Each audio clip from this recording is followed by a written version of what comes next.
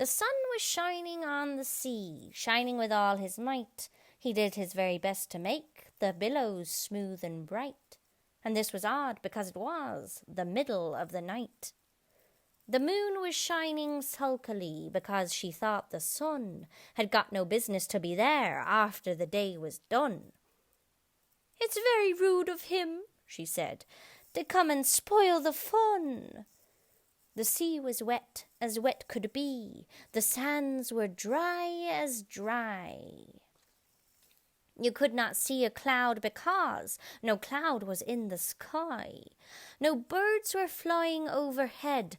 There were no birds to fly. The Walrus and the Carpenter were working close at hand. They wept like anything to see such quantities of sand. "If this were only cleared away," they said, "it would be grand.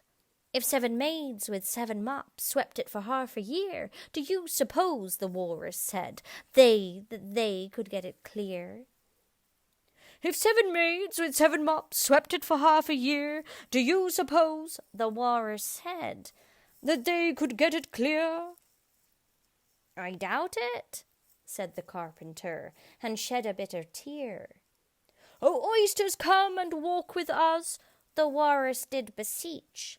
"A pleasant walk, a pleasant talk along the briny beach. We cannot do with more than 4 to give a hand to each." The eldest oyster looked at him, but never a word he said.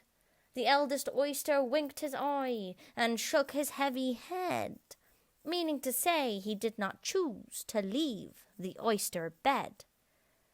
But 4 young oysters hurried up, all eager for the treat. Their coats were brushed, their faces washed, their shoes were clean and neat. And this was odd, because they hadn't any feet. 4 other oysters followed them, and yet another 4. And thick and fast they came at last, and more and more and more, all hopping through the frothy waves and scrambling to the shore. The Walrus and the Carpenter walked on a mile or so, and then they rested on a rock conveniently low, and all the little oysters stood and waited in a row.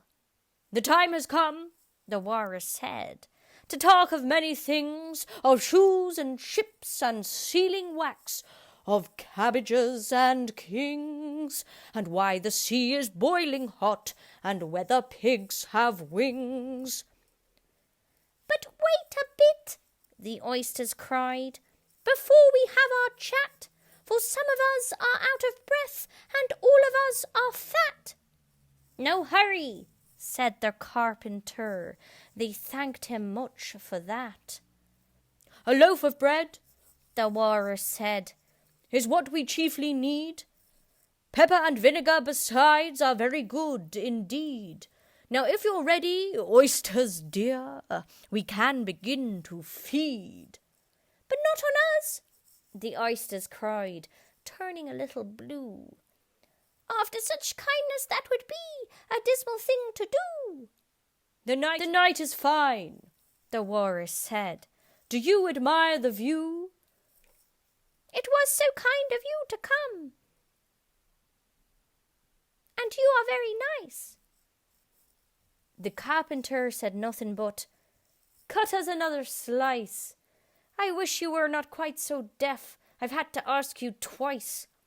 "It seems a shame," the Walrus said, "to play them such a trick, after we've brought them out so far and made them trot so quick." The Carpenter said nothing but, "The butter's spread too thick." "I weep for you," the Walrus said. "I deeply sympathize." With sobs and tears he sorted out those of the largest size, holding his pocket handkerchief before his streaming eyes. "Oh, oysters," said the Carpenter, "you've had a pleasant run. Shall we be trotting home again?" But answer came there none, and this was scarcely odd, because they'd eaten every one.